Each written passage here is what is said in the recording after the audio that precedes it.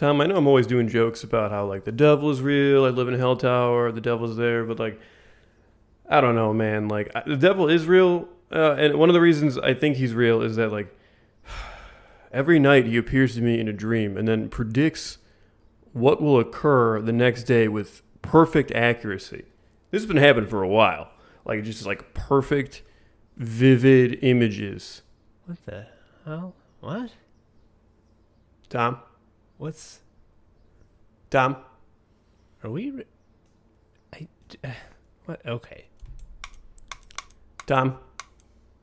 Output device. Okay. Did that work? Joe, are you there? Can you say something? Yeah, hey. Oh, fuck. Okay. Yeah, no, I I had the wrong output device selected. I couldn't hear you. Were you saying something? No, I was just warming up. Cool, let's do it. Okay.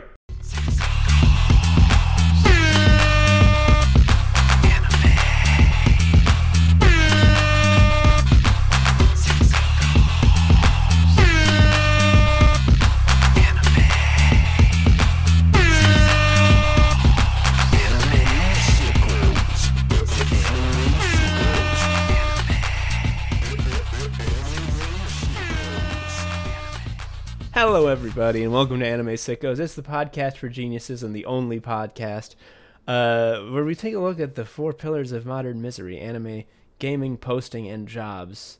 I am Tom, an anime sicko.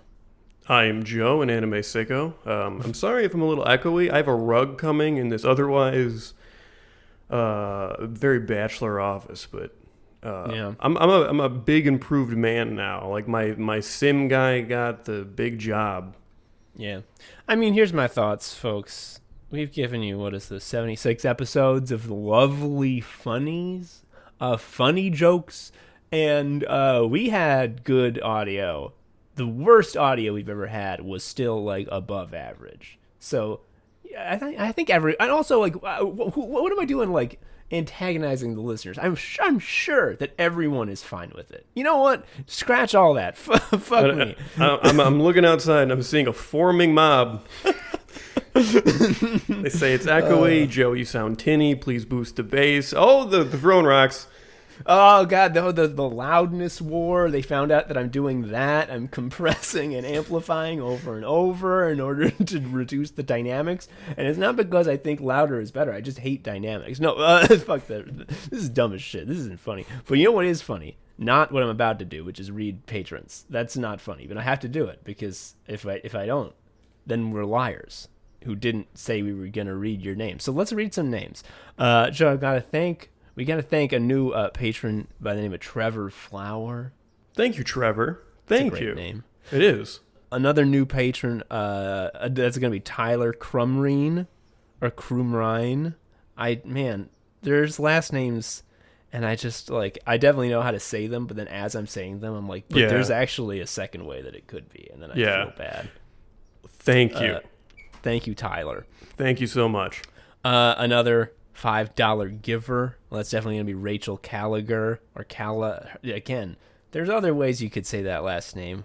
If I said the wrong way, fuck, I'm sorry. But thank you, Rachel, for your monies. This is like a best in show thing where like you're an announcer and you keep fucking up with the names and you just get really down on yourself and everyone just has to just like sit through an opening ceremony where you're just like really working through some things. Yeah, pretty much. Thank you to Rain Clark for informing us that we definitely forgot to thank Jacob Picard earlier. Jacob, thank you, and sorry for not thanking you the appropriate time.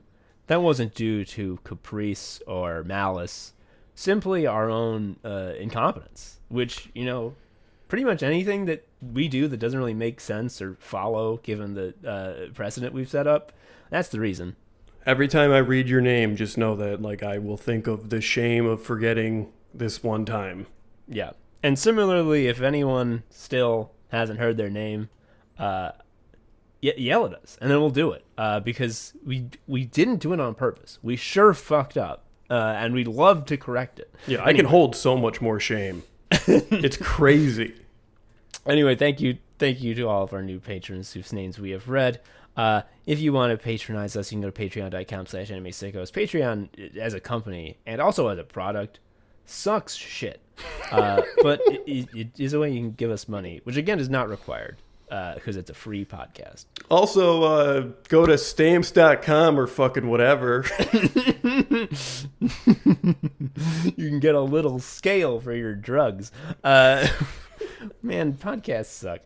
That's not what we're here to talk about today. Let's actually get to the show. And the thing we're going to talk about today, we're going to reach back into the world of devil fruits. This is an anime episode because we're talking about devil fruits, specifically how they're real. A lot of people think the devil fruits were made up for One Piece. They were actually real. And there's a lot of them that are out there in the real world affecting people that you have heard of. But we can't talk about them all the time. That would be a devil fruit only podcast. We only have to come back to this when roughly a fourth of the time. Well, no, we don't do a real life devil fruit a fourth of the time. Oh, okay, like a 12th maybe. Well, we only come back to this when there is a really big and clear example of someone using their devil fruit powers in public.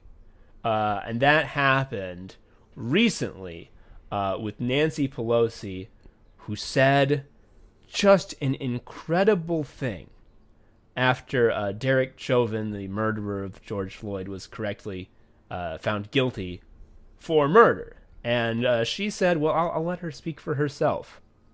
Thank you, George Floyd, for sacrificing your life for justice, for being there to call out to your mom. How heartbreaking was that? Call out for your mom. I can't breathe. But because of you, and because of thousands, millions of people around the world who came out for justice, your name will always be synonymous with justice. I guess I'll just start with the most recent part. That last part's scary. So when this first happened, I thought like, wow, their comms team really chunked it. Yeah. To basically say that like what happened was justice, as if what occurred was not like, I guess like the bare minimum after like 8 justice checks have already failed. Again, this is a historic moment where it's like the bare minimum happened and that's historic, but to call this like something one, fuck, that's dire. Yeah. To say that an obvious murderer who murdered a man on camera getting, like, having people be like, yeah, he did do that, having that be like an incredible victory that took millions of people and will forever be synonymous with justice. And also just I mean, we're tiptoeing around it. She thanked him for being murdered. She said, thank you, George Floyd, for sacrificing your life. She thanked him for being murdered. And I too was like you and like all of us, really, when I first saw this and was like, this is the most jaw-droppingly ridiculous, ghoulish, evil thing she could say, and clearly represents like a huge blunder on her and her staff's part. You and I were like, how many people is she surrounded by at all times that like everything that comes out of her mouth? Like what? Yeah, it was very shocking. We couldn't believe it. But then actually, we sat down in Sickos Labs. We got out the beakers. We did some research and some thinking, some critical thought. And turns out, actually, what she did was not an anomaly at all.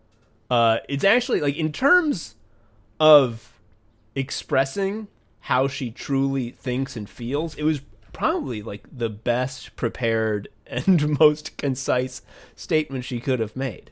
Everyone around her after that happened was like, and scene. Crushed it. S rank. Platinum. Capcom's making up new letters for this shit. The reason is, obviously, when you see behavior this crazy, this out of the ordinary, this bizarre, you can bet that that's a devil fruit power, that the sea devil himself is infusing Pelosi with the ability to do this. Because what has happened is Nancy Pelosi has for sure eaten the suffering fruit, a fruit that turns you into a suffering human. Right. To you as a suffering human, suffering is good to you now. Yeah. And it's not for your sick amusement. When you have the suffering fruit, when you are so ailed, you think any suffering you see automatically earns fairness points to the universe. It creates justice units. I mean, that's pretty much what she was saying. Like, George Floyd's thank you for being killed, because by so doing, now there is more justice units. Some justice units got fabricated because of your wonderful sacrifice. Also, like, thank you for being killed is crazy in like 600 ways. One of them also implies George Floyd like signed up for this. He's like, you know what? I feel like there's not a lot of justice. Yeah. Like, I really think that it would be great if Derek Chauvin was in jail. That would be just. And it's like, in jail for what? And he's like, for my own murder, of course. No, yeah, but it's just mind-boggling. I mean, it's mind-boggling to us because we haven't eaten the fruit, Joe. But to someone, Yeah, I can still swim. yeah. If you've eaten the suffering fruit and become a suffering human, not only is suffering a good thing, it's like the only good thing. It is the inherent good in the world that someone suffers, that someone is in pain and is just going through it. You see that and you eat the suffering fruit and you're just like, finally justice. Finally it's happening. I saw something online that really stuck with me, which was liberals like had a belief that like you could witness and identify suffering, and then with the power of institutions you could like, you know, alleviate it. Well, it's clear that like nothing has ever gotten better in a while, so now you can only just like bear witness to suffering. yeah, like for the government, it's very clear at this point that changing things, making anything better is just not in the toolbox. The toolbox of government has two wrenches in it. One of them says, damn, the bad thing is bad, isn't it? The other one says there is no bad thing. It's just that's it. And you better hope that there is no bad thing doesn't line up with a really consequential, like, I don't know, gerrymandering year or some shit. Like, it sucks. Or like really consequential decade of climate change. It's rough. It's rough. So obviously the suffering fruit is pretty bad. It makes you see suffering as an inherent good thing. It is a way of sort of purifying yourself through pain. Yourself. Not yourself, other people. It is a way of purifying a body and a society through pain and suffering. The thing that sucks and really makes it a nightmare that all liberals have eaten this fruit is that, if you actually just like follow the logic there, if the thing that made there be justice was George Floyd suffering and being murdered, well, then isn't it in fact immoral to remove the cause of that suffering? If something were to change and people were to suffer less, well, we already have defined that suffering is the only good thing. So if it were to not happen, that would in fact be possibly the least moral thing you could do. We gotta get those justice points up. Like, they could level out, and that's no good. Yeah. I mean, if everyone was just kind of chilling and no one was in a lot of pain, how would we bear witness to something to protest? And when we said the government only does two things, okay, maybe there's a false binary there. The third thing it does, which they really love doing, but it really hasn't moved the needle much, is tax credits. Like, there is this belief that this is an accounting problem. I mean, they think that there is like, so that last tax credit didn't work. We had to open a small business for 3 years in an underprivileged community. That didn't work. But like, you know, maybe if we change the definition of small business to include fewer people, maybe that would be the key that just unlocks the door. The treasure chest would spill forth with so many justice units. And part of that, Joe, is something that comes with eating the suffering fruit. And you can see this in Pelosi's fucking spiel. She's not unique in what she said. She just had the most obvious example that we can point to and be like, look. But the symptom here is that nothing causes anything.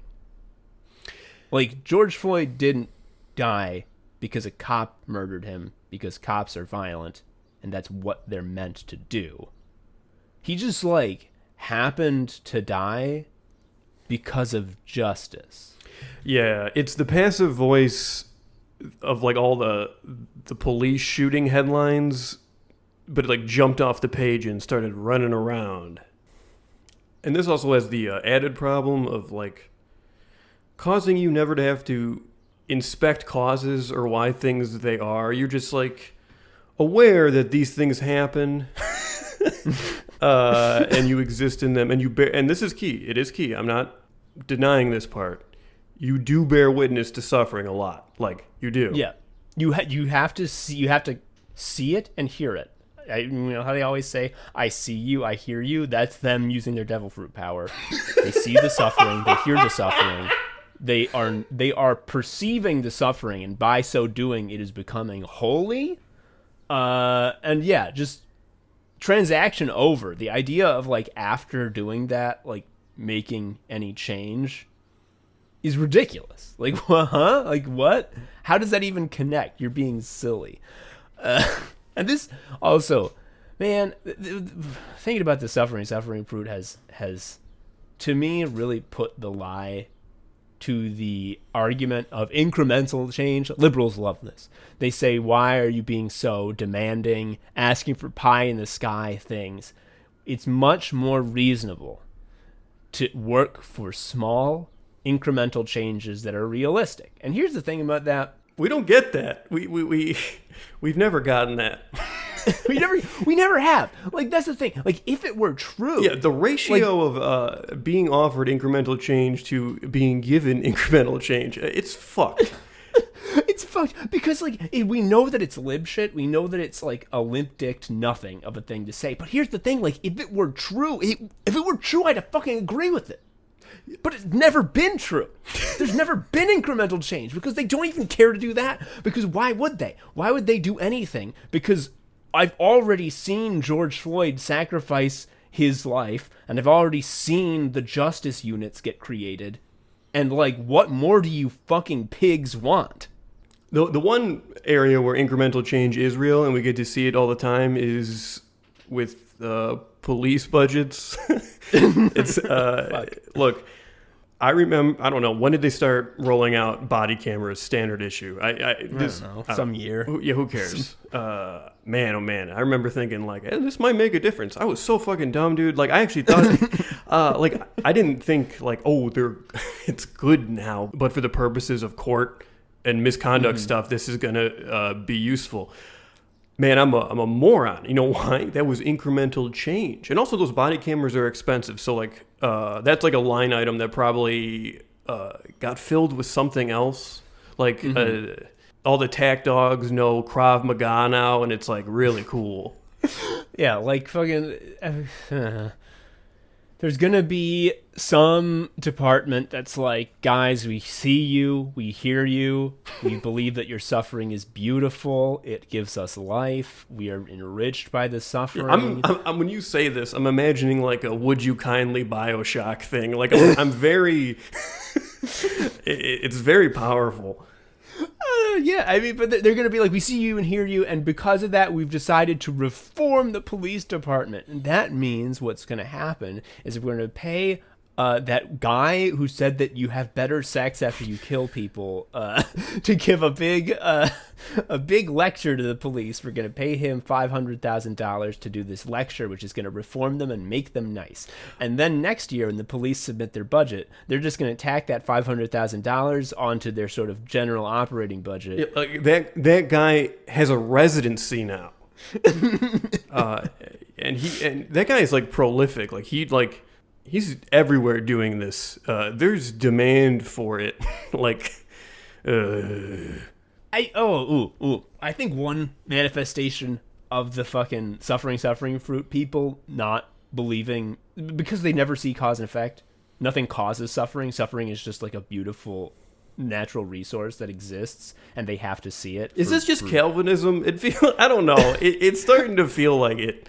It is, dude. It is because this is how we explain the behavior of those hashtag resistance people who like hate Bernie, who like hate him, because all that they really want is for Trump to be causing suffering, so that they can retweet examples of the suffering, right? And bear witness and be good.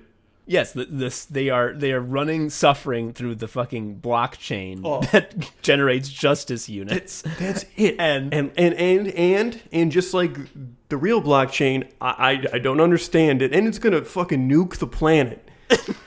It is. And then they hate Bernie because Bernie is like, I don't like suffering. I personally think there should be no suffering, or at least a lot less. And to be clear, we don't even like Bernie that much. He has been like, yeah, the cops are fine. Eat shit, old man. I mean, no, he sucks. He sucks. But of the people in power, he is the only one who does not appear to inherently love suffering like a parent. like he does not see suffering as like a golden teat in the sky that like leaks ambrosia that he must wiggle his lips up towards. Yeah. And again, I think it's a case of clearing a low bar, because his communication strategy, which is effective, is things aren't so hot right now. And yeah. Joe, you know what the thing was? Pelosi's doing the suffering fruit. Her example of her powers was pretty gruesome. But you know what I hated even more? All the fucking mayors saying that shit. Like the mayor of Minneapolis being like, George Floyd, man, you finally got your justice. I'm so proud of what everyone in my city has done for justice. And it's just like, huh, dude? This fucking thing where every mayor is simultaneously in charge of the police, but like, oh, wow, really? They're in charge of these departments, but when someone points this out, like, you're their boss, well, they get swatted. Yeah. Well, I mean, like, that's definitely part of it, that, like, if any mayor were to be like, I am going to remove $1 bill from the budget of the police, they'd be like, well, we will now do a military operation on your children. So they won't. Yeah, but also this happened, right? Like Bill de Blasio's daughter was threatened on Twitter, right? That happened. She was. It was hilarious, and it's like, oh, okay, that's pretty bad, but it really, the badness shit's so magnified when these suffering fruit asshole, these fucking mayors just don't, like, again, because suffering is the only good, it's impossible to say what causes the suffering. So even though, like, everyone is yelling at them 24 fucking hours a day about, like, I can't believe you're letting this happen. You are a fucking cancer on the city. You are ruining the city and people's lives. People are dying because of your stupid employees and your lack of leadership. And their response is like, wow, it was brave when he died. It's complete, again, removal of agency. Stuff's just happening. Like, it's we're sitting on a big sort of Disneyfied, like, It's a Small World ride where we just float around and bear witness to the suffering, and we're like, man, yes, someone should pull the plug on this, but I'm stuck in the calm waters in this cute ride. It's a fucking ride. Everything bad is something you see, is something an animatronic is doing, not a person. It's an animatronic that you don't know who built it. You'll never know, and you don't care. You're just seeing it on your little boat. You're seeing an animatronic of someone suffering, and you have a good time because you're like, wow, I think that's bad. That means I'm good. Wow. This also... talking about how everyone's yelling at the mayors when they're saying this sort of ties into, I think this is part of their whole humiliation fetish, all these elite people in power who have eaten the suffering fruit. I think part of it is that they get so fucking horny when everyone's mad at them. Lori Lightfoot was like, we're not going to use tear gas. And like, as she was saying that, they started shooting tear gas. So like that's intentional. Like, so what? The alternative there is that it was a goof? I don't know, dude. They're just so, it's either they're doing this. There's three things. One, they don't know what their job is as a mayor, which is to let the cops and property developers do whatever they want, Right. and be their cover. So that's one. The first option is that they just don't get that that's their job and they're very confused. I don't think that's very likely. The second one is the humiliation fetish. And this is something that a lot of libs have, even if they're not in power, like fucking Matt Iglesias, all those pundits. They have a humiliation fetish where they love getting yelled at.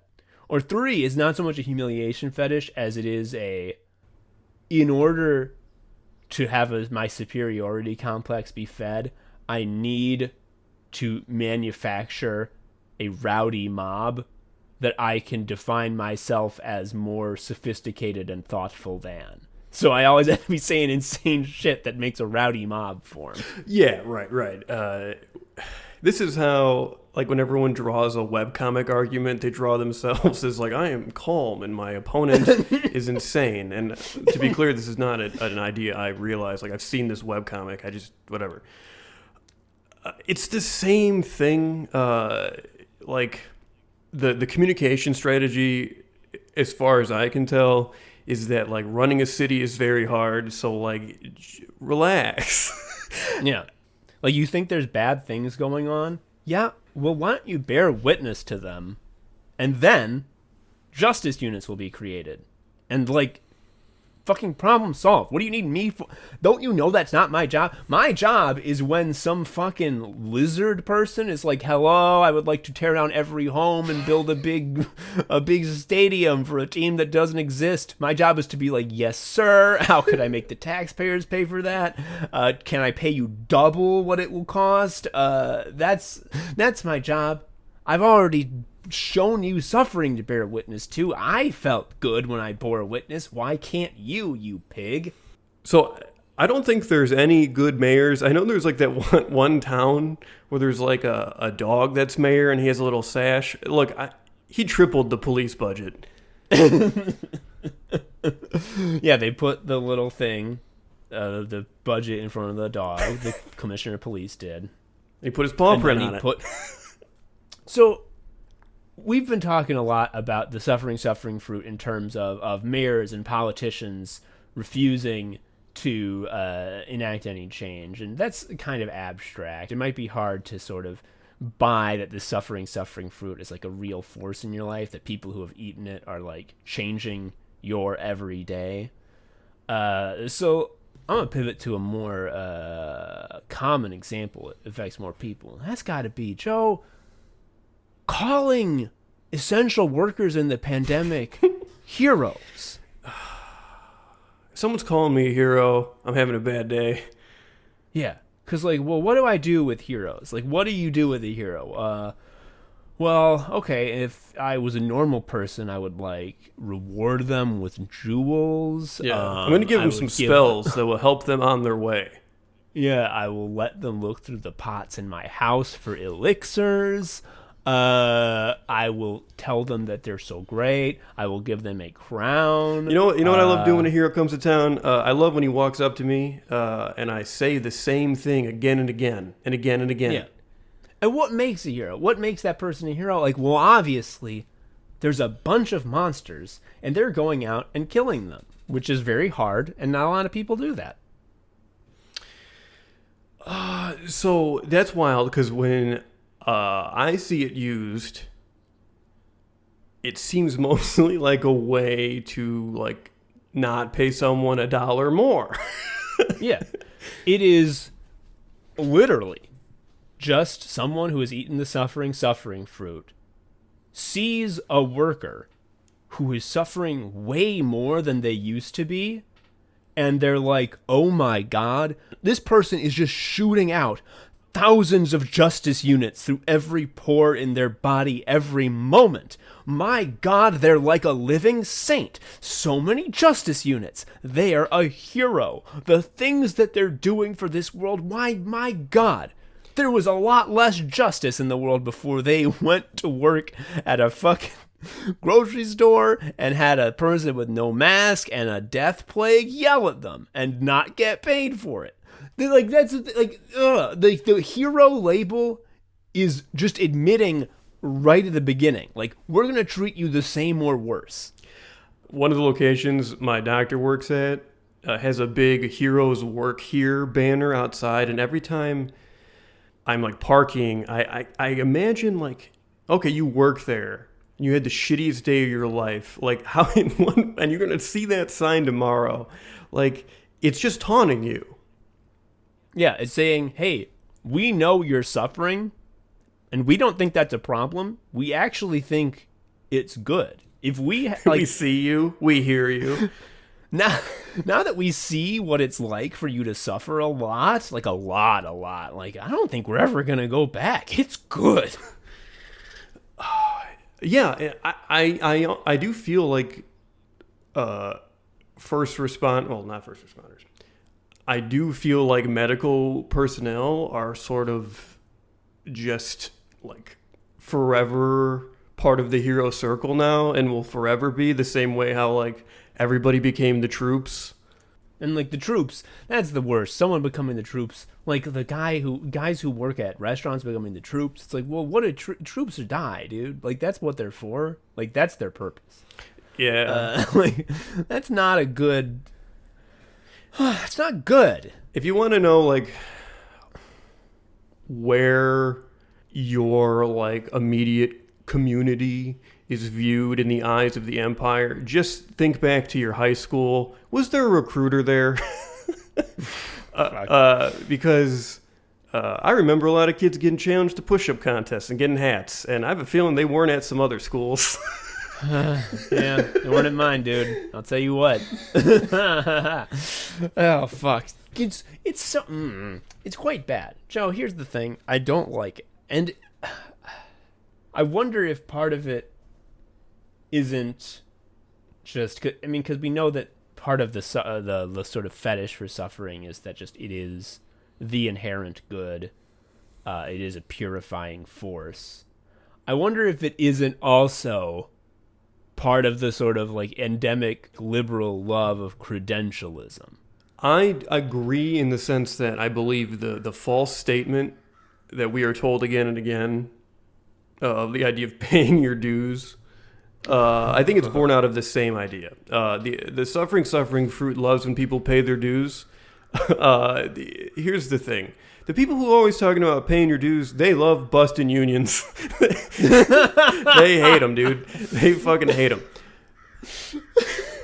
I mean, yeah, because paying your dues, I think just implied in that statement is like, well, if you're going to pay your dues, like what for? Like why would I pay my dues? Like, well, obviously it's because I want something. Like I want to do something or be something that would make me feel good. Right. And then they hate that shit because I'm not suffering. Yeah. And then the idea of dues being paid is just like, you've suffered enough and now you move up. Yeah. You want to do something fun. Like, well, you gotta be in hell for a long time first. Yeah, you have to go to hell. Yeah, for an arbitrary like amount of time, and everyone knows you're in hell, or like you're in hell. Pay your dues. Like we know it happens so often that people are in hell. We came up with a cute phrase to make them feel good about it. I hate paying. Okay, this whole fucking thought of paying your dues is the most. I'm about to give a very low stakes example, but it's the example I have. I spent like the first half of my 20s not making anything cool or interesting or funny creatively, anything that was mine that I was proud of, that I really put a lot of myself into. Because I thought I had to pay my fucking dues. Yeah. I thought that before I made a joke, I had to work in the community, which that's fucking that's just I can't even fathom. Like now thinking that, because it's so self-evidently not the it's not correct way to grounded do with anything. reality. It's a thing I also believed incorrectly, but you might as well be like, I have to wear the chastity belt for a whole week before I get to make a joke. Like, it doesn't make sense. I have to convince a bunch of people who aren't funny and spend all of their time at fucking open mics telling jokes about how they always are, they're such hot messes who eat burritos and get drunk. I have to make them like me, which, let's be real, is an impossible thing. No one who's like that would ever like me. But I tried for many years. Oh man, it's like a pheromone, I think. I think it's sort of like the Simpsons bullying thing. Where Nelson can just smell it. Yeah, I think so. God. And like, what? How did I stop? How did I decide? Like, I'll do the skewer. You complained to me for 3 years. Yeah, I complained to you for 3. How am I going to do that? How am I going to start Shovel? How am I going to do Anime Sickos and make something funny that's actually interesting, unique, and fun, and about me and what my sensibilities and is good and I'm proud of? It's because I just decided I was going to fucking do it, because the fucking cops aren't going to stop me. They don't care about this shit. No, yeah, our Patreon isn't big enough. Yeah, and both of us don't even do improv, which, look, I'm on the outside looking in. I think it appears to be a big, expensive sort of pyramid scheme with sex crimes. Like, and that also was a thing where people were told to pay their dues and stuff. It's usually a trap, generally. Also, if it's said outside of the context of a union, you might be getting tricked. Yeah, you definitely are. And Joe, I think the improv thing has given me a wild thought. So we know that liberals eat the suffering fruit. I think that the reason they love their terrible comedy so much, their like latter-day Colberts and their Fallons and what have you, is because they got good resumes. They got good resumes, for one. And two, the only ways those shows exist is you have to have a lot of guys from New York improv scene, so you know that they paid a lot of money and lived in a very bad apartment and did very bad improv games for a very long time. So you just know for a fact that everyone, all the cooks in that kitchen, are suffering. And then they go to work and they make the worst comedy of all time. They write jokes that you know that they hate. So you know that the very constant, by hearing the joke, you know that the joke writer suffered a great deal to write it. So like they're getting a double whammy of like, oh my God, there's so much pain in every line. Is the Iron Maiden the sarcophagus that's just got spikes on the inside? It is. It's all. Yeah. Okay, so that's what a writer's room is. It's a large Iron Maiden. Yeah, pretty much. And it's good because that means that there's justice being created. And also because they're forced to write jokes about all the suffering. But they're not allowed to say that you should solve the suffering because they're employed by big corporations that cause the suffering.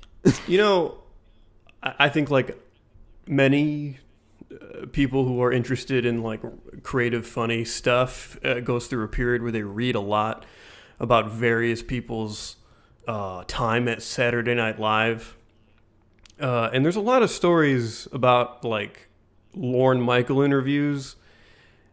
And like the subtext is always like, oh, did you say something weird in front of Lorne Michaels? Or like, did he really, whatever? Or like, you know, everyone has like an embarrassing story. And like, he just kind of seems like an asshole.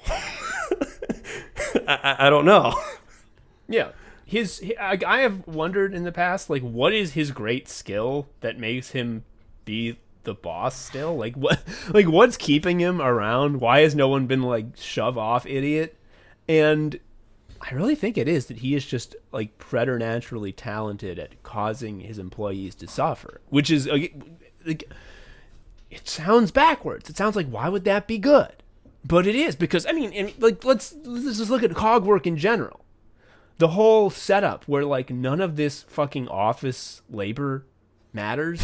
No one gives a shit about Yeah, it. And every job feels like they shake your hand. They're like, "Welcome aboard. Let's take you down below where the magic happens." Because you're on a boat. Because all work happens on a boat, and then you get down there, and it's just like you're bailing water nonstop. They're like, "Go for it," and you're like, "Why is it like this? Who caused this?" They're like, "You're asking a lot of things that aren't related to bailing the water. yeah. You need to get bailing." And Like, the engine's on fire. And it's like, I saw someone coming in earlier before I showed up, and they lit the engine on fire on purpose. And your boss is just like, yeah, and put it out. yeah.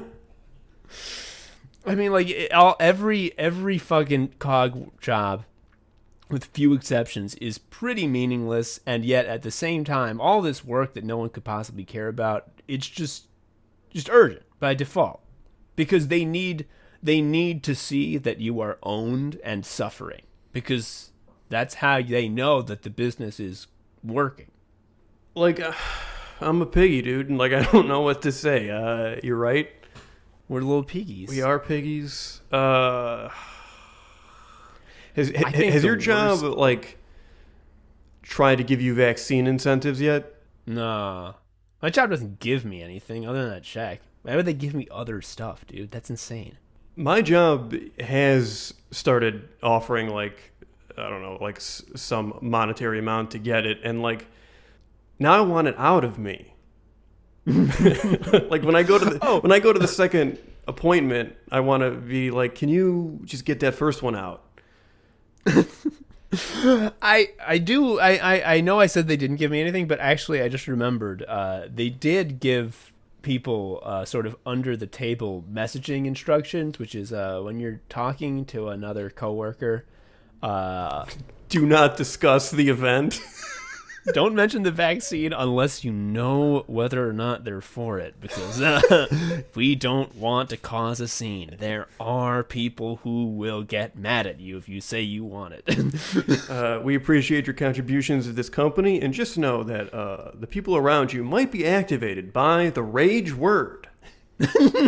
Anyway, please continue to be productive. We're little piggies. Oink, oink. I think, okay. Joe, a lot of the people that we've been talking about who've eaten the suffering fruit in this bit are people with power. I think the most stomach-churning example of the suffering fruit in action is like a lowly serf who ate it, because then you've found someone who loves their own suffering. Oh, yeah. Just a little fucking servile, boot-licking hog. Like, I'm a little piggy. I know I suffer and do so that my masters can go, ooh, hee hee hee hee. But I hate it. There's people who, like, really like it. Can I tell you a haunting story? This is not connected to me in any way. This is just a thing I read online. It was a big thread of just, like, tell me some awful layoff stories you've seen, and it was a lot of like either people witnessing fucked up layoffs to themselves or around them, and I've read so many of these, so the fact that this one stuck with me. So basically they did this thing to this guy where they fired like a parallel job and were like, you're doing both now. And they were like, remember, if you can't do both, like you can't hit your targets, you likely will be fired. And like they kept doing this like thing where they would like write him up for silly reasons, so there would be a paper trail essentially. And the thing is, like, they set targets for this guy not to do, and like he needed his job so bad for family and like healthcare reasons that like he hit the targets and he was like crying the whole time. And like they still fired him. And like this guy's story, which has no proper nouns, has forever stuck with me as like, that's someone who I think believes in the fruit, maybe. I think they believed in it to the extent that maybe they were willingly forcing themselves not to see cause and effect Because to put yourself through that meat grinder with the expectation that's like, if I do meet the goal, I'll be okay. There's a certain level of self-delusion required to not see that what is actually happening is we're going to fire you as soon as possible, but it's not legal for us to not have some shitty cover. Sure. So we're doing that. But also in the meantime, there's this like manic crying guy who does 2 jobs. So it's I love just the insanity, the absolute cognitive dissonance of like, you need to do the work of 2 people because one of the people is gone. And if you can't do the work of 2 people, then both the people are going to be gone, solving the problem. yeah, in this Huh? Then who is the 0 people going to do 2 people's worth of work then? in this situation, we're all agreeing that this area produces nothing, right? Like Exactly. Yes. Ugh, God. Fuck. And like, you were talking about healthcare people earlier, how they're heroes. I think that is a sector that I think has a ton of people who have eaten the fruit for their own suffering. Because part of becoming a doctor is you have to do hell. Is you have to go to hell and live there for a long time, and you have to wrench your eyelids open and not sleep, like from Clockwork Orange. You have to do that. And when you've done that for like a full day and your mind is broken, they like send you to like do exams and like find out if people have cancer. So like you go to hell. Winnie always tells me that people bring up like, isn't it kind of fucked up that residents have to work 28-hour shifts sometimes? And then the response has literally been, and I'm not joking, is they actually did a study where they compared 2 groups of residents with the long shifts and the regular shifts, and no additional people died on the sleep deprivation shift, so it's fine. It was fine. I had to do it. No one dies. It makes justice units shoot out. It makes us heroes. So shut up. Yeah. You think like maybe this new generation of progressive doctors will reform the system. No, they love their suffering. They find it beautiful and want to make more of it. One thing I am really surprised by, how much people respond to the idea of, because I had to eat shit, others must. Look, I knew that was like a human thing that is not uncommon. Buddy, I think it's like 70%. It's scary. Whenever the student debt conversation happens and people say something to the effect of like, I paid off my student debt, there must be more blood.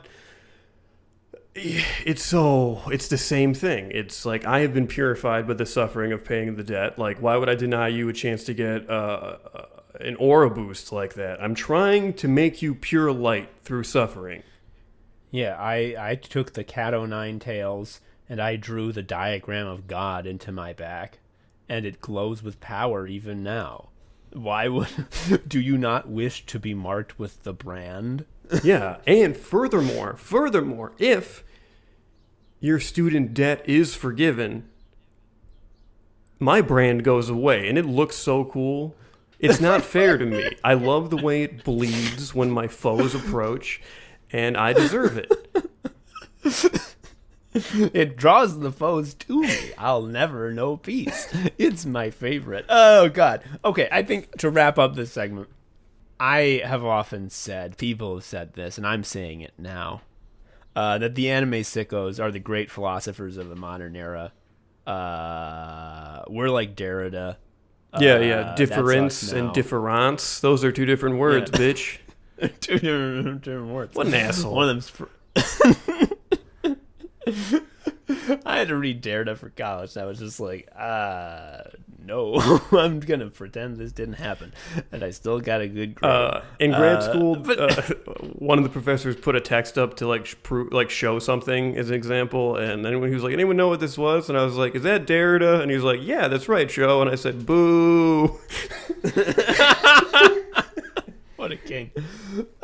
Fuck. Where was I going with it? Oh yeah, these anime sickos are the great philosophers of the modern era. That's the truth. And I think that we've been talking a lot. I want to sum it all up in a beautiful koan, just a pure phrase that explains it all the things we've been saying, and something that you can use in your life, something that really summarizes our worldview, etc., etc. And it is thus. Here it goes. We think suffering is bad. It's true. Personally, I don't believe if you go to grad school while starving, you don't level up. Like, you don't get America points and become a better person. I just think it sucks. I think that when a cop murders a person because they love blood, I don't see that as like, oh boy, what a great sacrifice the victim made. Yeah. So generous to me. Yes, it's weird because we're the only people who think this. Yeah, we're the only geniuses in the world, and everyone else is just like a flaming skull wearing a little mask. You know that Mr. Show sketch about we're going to blow up the moon? Mm-hmm. We're the apes that say, why are they blowing up the moon? Yeah, and C.S. Lewis Jr. yells at us for saying such heresy. Yeah. Fucking C.S. I know we're going to wrap this up, and this is unrelated. But having, like, the big jingoistic, like, Stars and Stripes country music singer who sings the propaganda song about how we have to blow up the moon, naming him C.S. Lewis Jr. Like, that's when you go... I was about to say that's when you go from good to great. That's when you go from great to legendary. To just put it in the books, folks. You know, C.S. Lewis Jr. You know, in martial arts manga where like a guy's walking, he's like, "What the fuck? What is that killing intent I suddenly felt?" Yes! That's C.S. Lewis Jr. Sicko mode, sicko mode, sicko mode. Sicko mode, sicko mode, sicko mode. Sicko mode, sicko mode, sicko mode. Sicko mode, sicko mode, sicko mode. So this was sort of a heavy episode about real issues. So obviously, I want to tack on a fucking bit of Fate Wiki. We're going to read the Fate Wiki. If you haven't heard this bit before, there's a wiki for the Fate series of anime. It's deranged. And, there's so much hyperlinked text that goes to different parts of heaven. Everything's a proper noun. Nothing is explained, and it's written in a way that, gosh, you can't explain it. You have to just read it and experience it for yourself. So we're going to do that a little bit. And the way that we've been doing it lately is we're just going to search a random word in the fucking wiki's search bar and see what comes up. So, Joe, do you have a book on hand for us to create a random word? I do. I just moved. I have in my hand... J.R., the William Gaddis novel. I was it's 715 pages long. I was lent it, and I accepted it before I realized I'm dumb. I'm not going to read this shit. Yeah. Well, I mean, it's not all for naught because we're going to use it to generate a fun word to search in the Fate Wiki. Joe, I've just done an RNG between pages of 2 and 715. Can you please turn to page 360 of this book? This book smells so good. This is like the used book smell. Okay, 360? Oh, hell yeah. Yeah. And can you read, on page 360, can you read me the 7th word? Playing. Playing! Okay. So let's see if this is bearing fruit here. I'm going to click enter on playing. So, Joe, I took the liberty of taking playing and shortening it to just play. Because I feel like playing like a gerund like that, you're not going to get a lot of wiki articles off of that. And holy moly, did I ever just... I think I hit a real gold mine here. Because I have opened the Fate Wiki article, Player. And Well, let's just read it at the beginning. The player is the seventh master in the false Holy Grail war of fate, strange fate. I'm doing the Arsenio thing. Woo! I'm so excited. Completely left to the player to design in the April Fool's Day game concept, Cowback Alcatraz picks Akaya Saju as the player of the full novelization. So that was the introductory paragraph. You feel like you got a good idea of what this what this wiki article is describing, right? No, I was zoning out because you didn't say wizard. I mean, it's a master in the false Holy Grail war of fate, strange fake, Joe, called The Player. Background. Ooh, there's a quote. Here's a quote. To subvert all that came about as a result of the Fifth War, to make everything into nothing once again, including all the sacrifices that were made.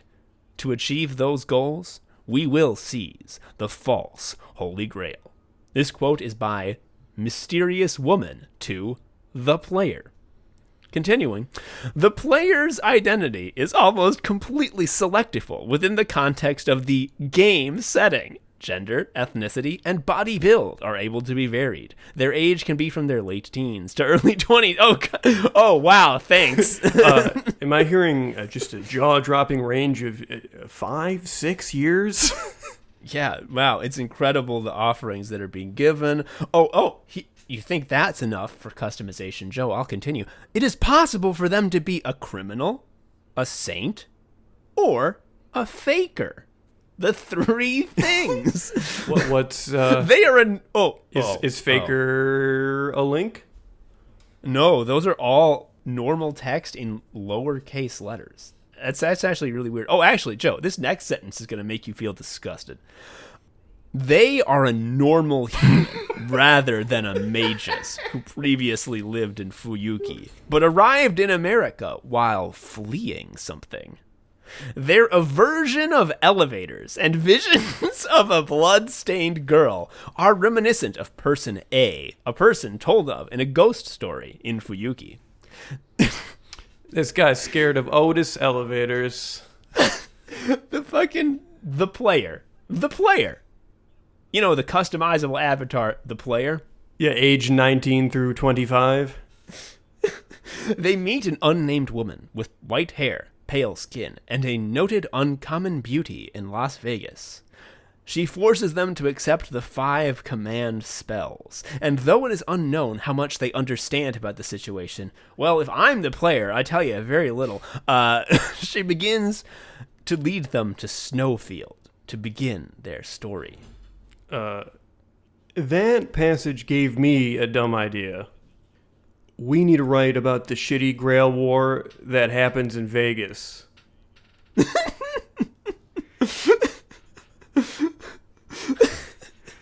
We do. Joe, there's some good shit coming up in the rest of this wiki. Oh, the Vegas Grail War, though. Like, you know how Fate has like huge lofty language about this is the object that will undo the making yet again. The Vegas Cup, let's just feel like a glitzy cup, and everyone's like, I hate this thing.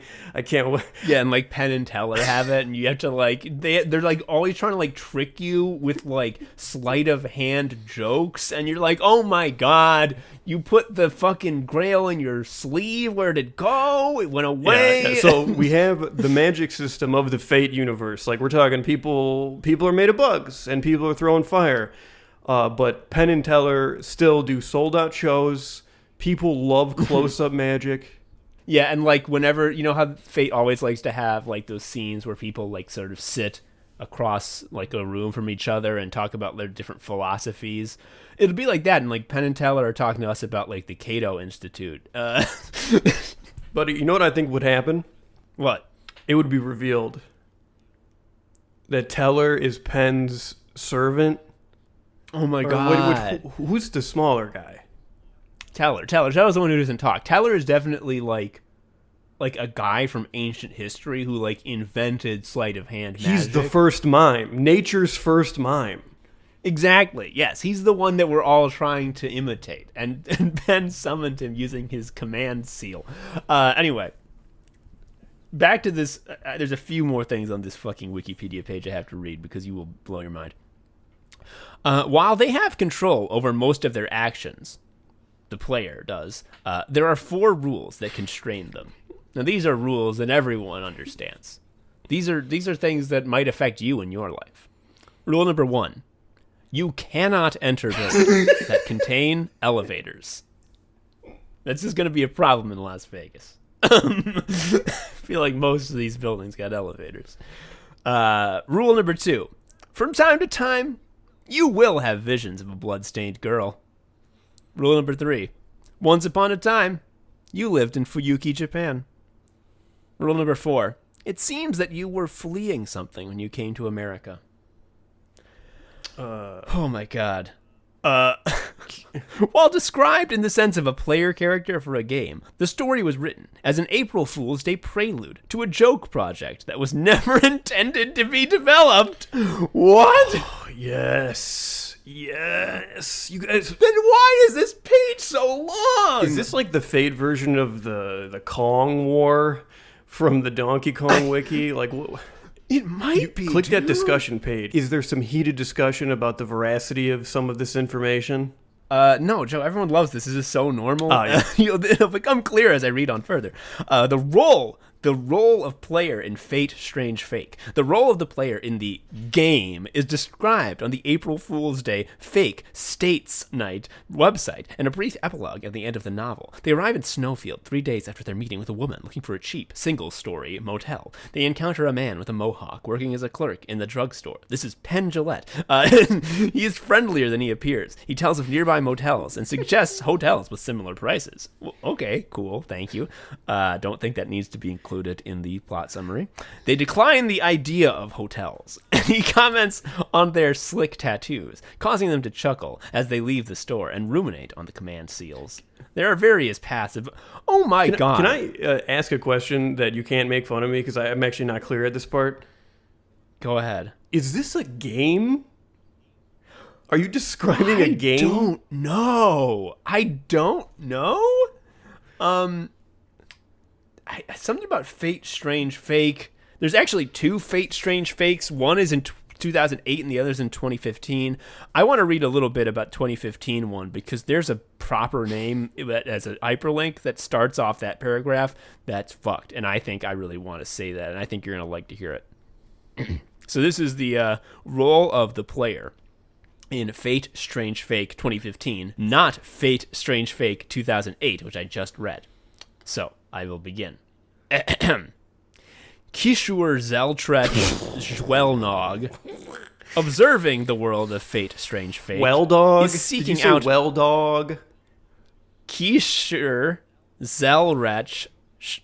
That's an I, not an L. My bad. I didn't say Schwelldog. I should have said Schweinorg.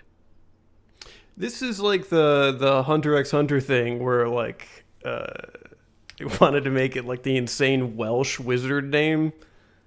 Oh yeah, Krollo's name is spelled like QUQQQUWWWLLLLQQHHH, and it's just like that's the Romanized spelling. That's technically canon. I think so because it's Kishur Zelrech Schweinorg. He was observing the world of Fate Strange Fake and is seeking out the means of manipulating the world to provide a satisfactory outcome for the Mages Association, seeing other world lines, such as one where Type Mercury awakens as well.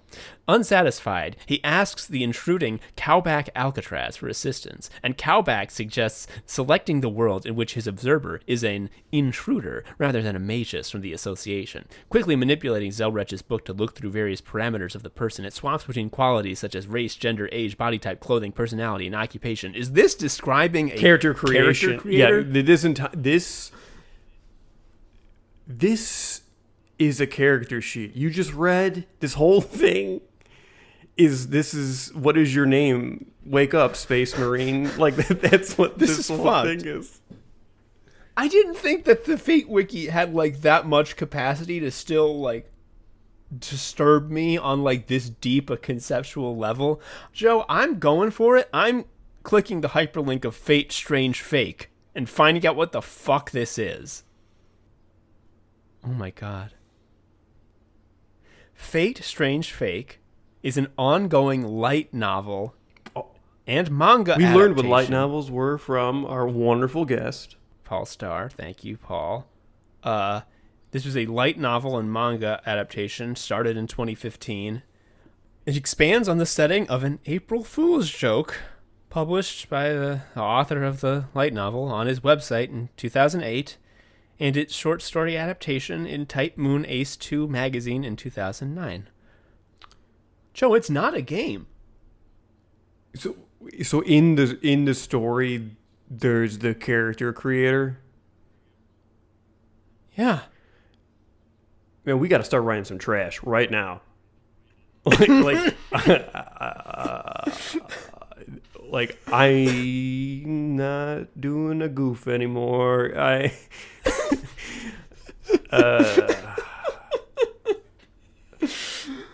Oh, fuck. That's all the time we have for Anime Sickos this week, folks. Oh, God. I gotta lie down. We could probably make an Excel sheet do most of it. Just fill in cells and write like random concat formulas and just like work with what we got. Yeah. It can't be weirder than Like, this. I'm not saying the whole thing will be automated. Like, it will be mostly automated, and then it gets a human finishing touch. I mean, folks, maybe. We got one big project winding down, one smaller project winding down. I joked with project. you forever ago, and you said no, because like you can't conceive of a project that like it either has to start the minute it's brought up or it can't exist. And I was like, it'd be pretty funny to write a fake wiki to like a shonen that doesn't exist. And you were like, that's a lot of work, eat shit. And I was like, okay. I mean, part of it was that like, if we begin that, what's going to happen is we have, okay, here's 30 wiki articles that we should write. These 15 are mine and these 15 are yours. And I write my 15. I ask, how are your 15 going? You're like, I've been busy. And then I write your 15 because I'm like, well, I need them to be done. And then I'm like, well, those 30 were great, but like they've given me an idea for another 90. And then that's my life, and that's what's gonna happen. And fuck that. It's it'll be fun though, and also like the joke. It will. The jokes I do write are gonna be so good. They're gonna be so wonderful. Oh, shit. It's true. But fuck, I was closing the show, and now I'm going to really do it. Folks, I've been Tom and Anime Sicko. I'm Joe and Anime Sicko. Look forward to whatever dumb shit we got coming up next. It's going to be fun. This shit is inspiring. If you're hearing this and you're not inspired to shoot your shot, I don't know what to tell you. You need to think about the economic activity associated with these words. Because, like, fate is like what it has a greater GDP than like Luxembourg. Like it's just a phone app that is going to have a seat at the UN soon. Fuck. That's bye. It's show's over, Dad. It's over. We're wrapping it up. Bye. Bye. Thank you for listening to Anime Sickos. I've been Tom, a sicko. You can follow me on Twitter at TomHarrison19. Joe is also a sicko. You can follow him on Twitter at ShariaUncle. You can follow Anime Sickos on Twitter at Anime Sickos, or email us at animesickos@gmail.com. Please leave us a review or something. I don't know. Tell a friend. Anyway, until next time, bye.